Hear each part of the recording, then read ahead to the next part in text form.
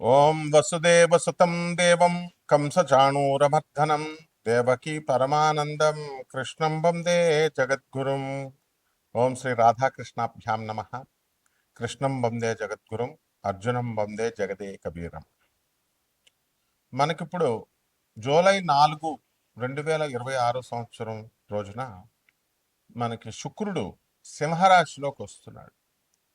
సింహరాశిలోకి వచ్చినప్పుడు సింహరాశి మరి శుక్రుడికి ఏంటండి శత్రుస్థానం.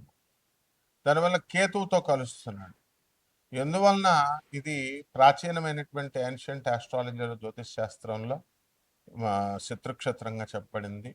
అలాగే మోడర్న్ సైన్స్లో ఈ యొక్క శుక్రుడి యొక్క పాత్ర ఏమిటి, ఈ శుక్రుడు సింహరాశిలోకి వస్తే ద్వాదశ రాశుల వారికి కూడా ఏ విధమైనటువంటి ఫలితాలు వస్తాయి అవన్నీ కూడా మనం చెప్పుకుందాం. ఇక్కడ శుక్రుడు మనకి సూర్యుని కంటే కూడా దగ్గరగా ఉన్నటువంటి రెండవ స్థానంలో ఉన్నటువంటిది అనమాట. సూర్యుడికి నుంచి చూసుకుంటే రెండవ స్థానంలో మనకి ఈ యొక్క శుక్ర గ్రహం ఉంది. అండ్ భూమికి అత్యంత క్లోజెస్ట్గా ఉన్నటువంటి ప్లానెటరీ నైబర్, మనకు చాలా దగ్గరగా ఉన్నటువంటిది. అలాగే భూమి మీద ఉండేటటువంటి పరిస్థితులు అంటే భూమితో సిమిలర్గా ఉంటుందన్నమాట. ఆ తర్వాత అంటే రాక్గా ఉండడము, ఇవన్నీ కూడా దళసరిగా డెన్స్గా ఉండడము, ఇవన్నీ కూడా ఉంటాయి. అయితే దీన్ని ట్విన్ అని అంటాం. అంటే కవల పిల్లలు చూస్తే ఇద్దరు ఎలా అయితే ఒకలాగే ఉంటారో అలాగే భూమి తర్వాత భూమి ఒక గ్రహం, శుక్రుడు ఒక గ్రహం. భూమి మీద మనం బ్రతుకుతున్నాం కాబట్టి ఆటోమేటిక్గా మనకి భూమి మీద ఉన్నటువంటి మనుషులపైన జీవరాశుల అన్నిటిపైన ఈ యొక్క శుక్రగ్రహ ప్రభావం ఎలా ఉంటుందో మనం ఈ వీడియోలో మనం తెలుసుకుంటాం అనమాట. ఇది ట్విన్ అని అంటాము దీనికి. అందువలన సిమిలర్ సైజ్ అండ్ మాస్ కూడా భూమి కరెక్ట్గా ఎలా ఉంటుందంటే అర్త్ అనగానే రాకీ మెటీరియల్, దాని మీద మనం నిలబడి మనం బ్రతుకుతున్నాం, నడవగలుగుతున్నాం. అక్కడ కూడా అలాగే ఉంటుంది. కాకపోతే అక్కడ వాతావరణాలు ఎలా ఉంటాయి, అట్మాస్ఫియరిక్ ప్రెషర్ ఎలా ఉంటుంది, హీట్ ఎలా ఉంటుంది, అది డిఫరెంట్ అవుతుంది. అందుకనే సిమిలర్ అన్నాం. అంటే సేమ్గా ఉంటుంది, అంతేగాని సమానంగా ఉంటుంది అన్న. They are not congruent, they are only similar. అయితే ఇది హైలీ హాస్టైల్ వరల్డ్ అంటారు. హాస్టైల్ వరల్డ్ అంటే ఇట్ ఇస్ ఒక్క గ్రహానికే మనం చెప్పుకుంటాము. And runaway greenhouse effect దీని మీద నడుస్తుంది. అట్మాస్ఫియర్ ఎక్కువ CO2 కార్బన్ డైఆక్సైడ్ ఎక్కువగా ఉండడం వల్ల crushing atmosphere of carbon dioxide ఎక్కువగా ఉంటుంది అక్కడ. ఆ తర్వాత సర్ఫేస్ టెంపరేచర్స్ కూడా చాలా హాట్గా ఉంటాయి అన్నమాట. అంటే లెడ్ని మనం కరిగించే అంత ఎక్కువ టెంపరేచర్ అనేటటువంటిది ఈ శుక్రగ్రహానికి ఉంటుంది. అలాగే దాని ఒంట్లో ఉన్నటువంటి ఎన్విరాన్మెంట్, అక్కడ ఉన్నటువంటి వాతావరణం ఎలా ఉంటుందంటే మల్టిపుల్ లెథల్ ఎలిమెంట్స్ ఉన్నాయి దాంట్లో.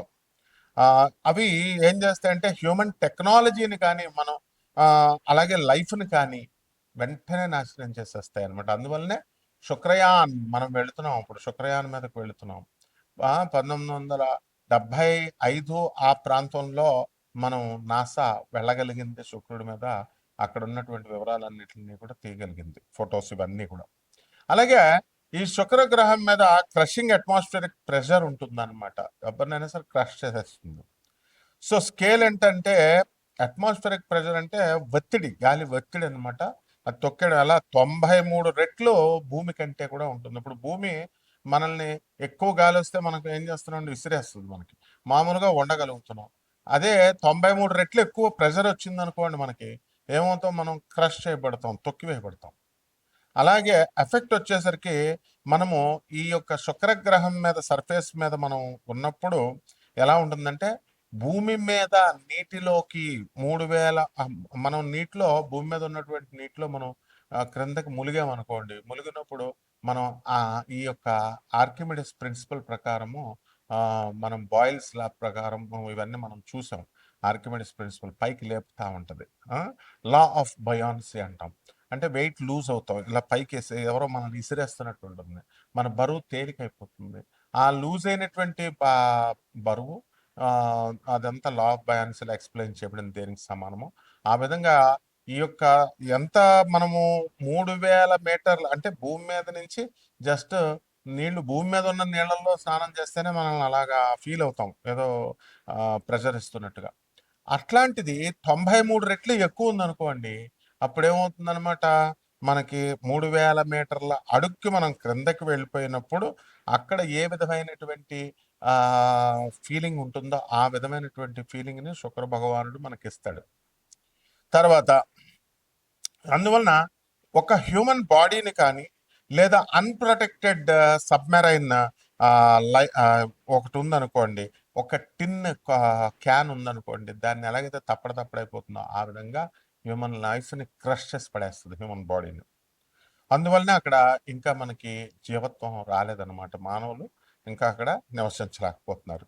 అయితే స్కార్చింగ్ అండ్ తర్వాత లెడ్ మెల్టింగ్ హీట్ ఉంటుంది కాబట్టి అక్కడ ఉన్నటువంటి టెంపరేచర్, సర్ఫేస్ టెంపరేచర్ ఎంత ఉంటుందంటే 464 డిగ్రీల సెంటిగ్రేడ్ ఉంటుంది. అది. మనం కరెక్ట్‌గా 50 డిగ్రీలు వచ్చేసరికి ఇక్కడ మనం హీట్‌కి భరించలేకపోతున్నాము. ఢిల్లీలో 54 వచ్చేసరికి కంగారు పడిపోతున్నాం. 464 డిగ్రీల సెంటిగ్రేడ్ ఉంటుంది. అందువల్లనే శుక్రుడు మర్మాంగాలకి అధిపతి కాబట్టి, మనకి జెనిటల్ ఆర్గన్స్‌కి అధిపతి, ప్యూబర్టీ, రజస్వలు అవ్వడము, తర్వాత ఇవన్నీ కూడా కాబట్టి అంత హీట్‌గా ఉండడము, ఇవన్నీ కూడా లింకులు మనం వీడియోలో ఎక్స్‌ప్లెయిన్ చేసుకుందాం. తర్వాత సన్ నుంచి మనం తీసుకున్నప్పుడు 108 మిలియన్ల కిలోమీటర్ల దూరంలో ఈ యొక్క శుక్రగ్రహము అనేటటువంటిది ఉందన్నమాట. ఇక వ్యాసం మనం కనుక తీసుకుంటే 12,104 కిలోమీటర్ల వ్యాసం, అంత వెడల్పుగా మనకి డయామీటర్ ఉంటుంది. అండ్ భూమి యొక్క సైజులో 95% ఆఫ్ ద ఎర్త్ సైజులో ఉంటుంది. సర్ఫేస్ టెంపరేచర్ మనం చెప్పుకున్నాము, అట్మాస్ఫియరిక్ ప్రెషర్ 93 రెట్లు మనం చెప్పుకున్నాము. తర్వాత అక్కడ ఏమైనా మూన్స్ ఉంటాయంటే అవి నన్ను అనమాట దానిపైన. సో 4 టెరెస్ట్రియల్ ప్లానెట్స్ ఉన్నాయండి. అంటే రాకీగా ఉన్నటువంటిది మనకి ఈ పాలపుంతలో, మిల్కీ వేలో, సోలార్ సిస్టంలో. దాంట్లో ఇది నాలుగిట్లో ఇది ఒకటనమాట. సో భూమిలాగా రాకీగా ఉండేటటువంటిది. సో సైజులో, మాస్సులో భూమితో సమానంగా ఉంటుంది కాబట్టి ఈ యొక్క వీనస్ మీద, శుక్రగ్రహం మీద ఏ విధమైనటువంటి లిక్విడ్ వాటర్ ఉండదు. అండ్ అట్మాస్ఫియర్ అంతా కూడా అక్కడ వాతావరణం చాలా తిక్కరగా ఉంటుంది, చాలా దళసరిగా, డెన్సర్గా. ఏ విధమైనటువంటి రాకీ బాడీలో కూడా ఈ సోలార్ సిస్టంలో ఉండదు. కాబట్టి ఈ యొక్క హాస్టైల్ వరల్డ్ అనగానే మనము ఏమిటంటే ఇంకా ఏ ప్లానెట్కి చెప్పుకోలేదన్నమాట. కానీ ఇక్కడ ఎక్స్ట్రీమ్ ఎన్విరాన్మెంట్స్ ఉంటాయన్నమాట. So across our solar system మీద.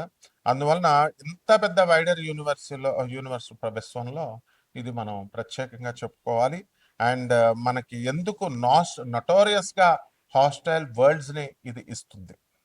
ఇక్కడ మనము ఈ యొక్క శుక్రగ్రహము మనకి ఈ సాటర్న్ మీద, సాటర్న్ మూన్ అని కూడా ఉంటుంది, లార్జెస్ట్ మూన్. దీనికి థిక్ అట్మాస్ఫియర్ లైక్ ఎర్త్ గా ఉండాలి అండ్ సో కోల్డ్ గా ఉంటుంది. ఎంత అంటే -179 డిగ్రీ సెంటిగ్రేడ్ లో ఉంటుంది అనమాట. సో ఇక్కడ లిక్విడ్ మిథేన్ ఉంటుంది అండ్ ఇథేన్ రైన్స్ కూడా జరుగుతూ ఉంటాయి, వస్తూ ఉంటాయి. అందువల్లనే మాసు, లేక్స్, సీస్, ఓషన్స్ ఇవన్నీ కూడా ఏర్పడతాయి. ఈ విధంగా ఈ యొక్క శుక్రగ్రహము మనకి శుక్ర మహాదశ వచ్చినప్పుడు మనిషి ఎదుగుతాడు అని మనం జాతకాల్లో చెప్పుకుంటాం, శుక్రుడు బాగున్నప్పుడు. మరి ఇప్పుడు ప్రస్తుతం యాజ్ ఆన్ దిస్ డేట్ ఈ జూలై మనం 2026 సంవత్సరంలో శుక్రుడు కేతువుతో కలిసి సింహరాశిలో ఉన్నప్పుడు 12 రాశుల వారికి ఈ యొక్క శుక్రుడు ఏ విధమైనటువంటి ఫలితాలు ఇస్తాడు అనేటటువంటిది మోడర్న్ సైన్స్ని అప్లై చేస్తూ ఏన్షియంట్ సైన్స్ని, ఏన్షియంట్ ఆస్ట్రాలజీని మనం చెప్పుకోవాలి. ఒక్కొక్క రాశి వారీగా మనం ఏ ఏ రోగాలు మనకి ఇస్తాయి, వాతావరణం ఎలా ఉంటుంది, మన జాతకంలో మనకి లాభాలు వస్తాయి, ఇవన్నీ కూడా నష్టాలు వస్తాయి అనేది మనం చూద్దాం. సింహరాశి, ఈ సింహరాశిలోకి మనకి యొక్క శుక్రుడు జన్మంలోకి వచ్చాడు. మరి దీనివల్ల అప్పుడు దాకా సన్నంగా ఉన్నటువంటి వాళ్ళందరూ కూడా డైటింగ్లు మీరు ఎంత చేసినా సరే గుమ్మం పాటనంత లావు అయిపోవడం మాత్రం ఖాయం మీరంతా కూడా. కాబట్టి సింహరాశి వాళ్ళందరూ కూడా ఏమంటే మేము డైటింగ్లు చేస్తున్నాం, లావు అవుతున్నాం అంటే అదే గ్రహాల ఎఫెక్ట్ అనమాట. ఆ విధంగా ఈ యొక్క శుక్రుడు కేతువుతో కలిసి ఉండడం వల్ల అనేకమైనటువంటి ప్రతికూల పరిస్థితుల నుంచి మీరు బయటికి దాటి మీరు సక్సెస్ఫుల్గా మీరు ముందుకు వెళ్ళగలుగుతారు. అదేవిధంగా వ్యయంలో ఉన్నటువంటి ఈ యొక్క గురుగ్రహ ప్రభావం వలన సెక్యూరిటీస్ మీ స్నేహితులకు కానీ లేకపోతే బంధువులకు కానీ తెలిసిన వాళ్ళకి సెక్యూరిటీస్ పెట్టడం వల్ల వాళ్ళు ఇప్పించడం సహాయం చేయడం మంచిదే కానీ అప్పులు ఇప్పించినప్పుడు మీరు సెక్యూరిటీస్ వాళ్ళ కనుక కట్టకపోతే మీకు కోర్టు కేసులో ఇరుక్కునేటటువంటి అవకాశాలు మీకు క్లిస్టల్ క్లియర్గా ఉన్నాయి. ఏదో ఒక విధంగా పోలీస్ స్టేషన్లో కోర్టులో ఎక్కడానికి అవకాశాలు ఉన్నాయి. అదేవిధంగా ప్రభుత్వం నుంచి కొంత వ్యతిరేకత అనేటటువంటిది మీకు రావడానికి అవకాశాలు ఉంటాయి. అంటే గవర్నమెంట్ నుంచి రావాల్సినటువంటి స్కీమ్స్ అవనియండి, గవర్నమెంట్ నుంచి రావాల్సినటువంటి బెనిఫిట్స్ అవనియండి, ఇవన్నీ కూడా కొంచెం ఆలస్యంగా రావడం, అవసరమైతే రాకపోవడము ఇలాంటివన్నీ కూడా జరుగుతాయి. కాబట్టి సప్తమములో ఉన్నటువంటి ఈ యొక్క శని వక్రించి జూలై 27 తర్వాత నుంచి మీకు వక్రించి ఉన్న కారణంగా ఇక ఈ అష్టమంలో మీకు ఆ కష్టాలు అనేటటువంటిది ఎక్కువగా అవడానికి అవకాశాలు ఉన్నాయి. అలాగే కొంచెం కొన్ని డిసీజెస్ అనేటటువంటివి రావడానికి ఎనిమిక్ అవడానికి అవకాశాలు ఉన్నాయి. మీకు ఎనీమియా అలాంటివన్నీ కూడా. అదేవిధంగా చక్కగా మీకు ఈ యొక్క ఆరోగ్యాలు జాగ్రత్తగా చూసుకోవాల్సినటువంటి అవసరం ఉంది. లేకపోతే మీ ఎయిర్వేస్ని ఎయిర్ సాక్స్ని అల్విలియోలై ఇలాంటి వ్యాధులన్నీ కూడా అల్వియోలై అనేటటువంటి వ్యాధులు కూడా రావడానికి అవకాశాలు ఉన్నాయి. అలాగే టిష్యూ స్ట్రక్చర్ ఏదైతే ఉందో మీ లంగ్స్కి వాటిలన్నీ కూడా డ్యామేజ్ అవ్వడానికి అవకాశాలు ఉన్నాయి. కాబట్టి ఈ సింహరాశి వాళ్ళు జాగ్రత్తగా మీరు చూసుకోండి. అదేవిధంగా సప్తమంలో ఉన్నటువంటి రాహుగ్రహ ప్రభావం వలన మీకు భార్యాభర్తల మధ్య వితండ వాదాలు, అలాగే వ్యాపార జీవిత భాగస్వాములతో వితండ వాదాలు ఇవన్నీ కూడా చేయడం అనేటటువంటిది జరుగుతుంది. కాబట్టి ఈ రాశి వారందరూ కూడా మనకి సింహరాశి వారికి ఆదాయాలు బ్రహ్మాండంగా ఉంటాయి. అదేవిధంగా ఖర్చులు కూడా దానికి ధీటుగా ఉండడం అనేటటువంటిది జరుగుతుంది. కాబట్టి ఖర్చుల విషయంలో కొంచెం ఎంత పొదుపు చేయాలనుకున్నప్పటికీ కూడా పొదుపు చేయలేరు.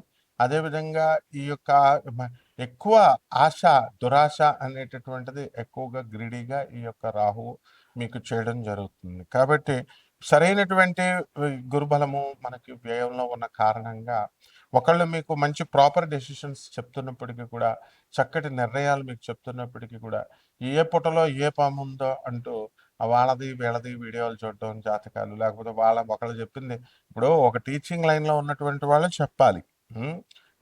స్టూడెంట్‌కి డౌట్స్ వస్తాయి. అంతేగాని వేరే వేరే ప్రొఫెషన్స్‌లో ఉన్నవాళ్ళు వేరే వేరే పక్కింటి అంకుల్స్, ఎదురింటి ఆంటీస్ ఏం చెప్తారు మీకు? ఏ కోర్స్ చేరాలి? ఏ క కాలేజీలో చేరాలి? అదేవిధంగా జాతకాలు అనేటటువంటిది గురు పరంపరలో వచ్చినటువంటి వాళ్ళ ద్వారా తెలుసుకోవాలి. అంతేగాని ఎవడిష్టం వచ్చినట్టు వాళ్ళు చెప్తుంటే ఏ విధంగా అయితే చూస్తే మీరు నష్టపోతారో, ఆ విధంగా నష్టపోవడానికి ప్రతి విషయంలో కూడా ఈ యొక్క సింహరాశి వారికి అవకాశాలు ఉన్నాయి. కాబట్టి ఇది ఆ దురాశను మీరు తగ్గించుకొని మీరు కనుక ముందుకు వెళ్తే బాగుంటుంది. అలాగే జెనరాసిటీ అనేటటువంటిది మీకు చాలా ఎక్కువగా ఉంటుంది. పేదవాళ్ళకి అందరికీ దాన ధర్మాలు ఇవన్నీ కూడా ఆ విషయాల్లో మీరు ఈ ఈ నెలలో కొంచెం డౌన్ అవ్వడానికి అవకాశాలు ఉంటాయి.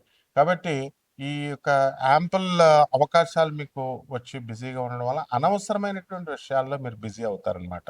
కాబట్టి ఇలాంటివన్నీ కూడా చూసుకోవాలి. పరిహారాల దగ్గరికి వచ్చేసరికి సింహరాశి వారికి మరి రాహు జపం చేసుకోండి, రాహు స్తోత్రాలు చదవండి. రాహుకి కిలోంపావు మినుముల్ని ఆవుపేట రంగు ఉన్నటువంటి వస్త్రాలను ఇచ్చి పేద బ్రాహ్మణులకి శనివారం నాడు ఉదయం 8 గంటలకి దానం చేసుకోండి. దశ మహావిద్యల్లో ఒకటైనటువంటి మహాకాళి అమ్మవారి యొక్క హోమాన్ని మీ ఇళ్లల్లో చేసుకోవడం, మంత్రజపం చేసుకోవడం ద్వారా బ్రహ్మాండంగా ఉంటుంది. అలాగే చక్కగా మేడి చెట్టును మీ ఇంట్లో పెంచుకోవాల్సినటువంటి అవసరం ఉంది. ఈ రకంగా చేసుకొని తులసి చెట్టుకు పూజ చేసినట్టుగా మేడి చెట్టుకు పూజ చేసుకుంటే సరిపోతుంది. శుభమస్తు.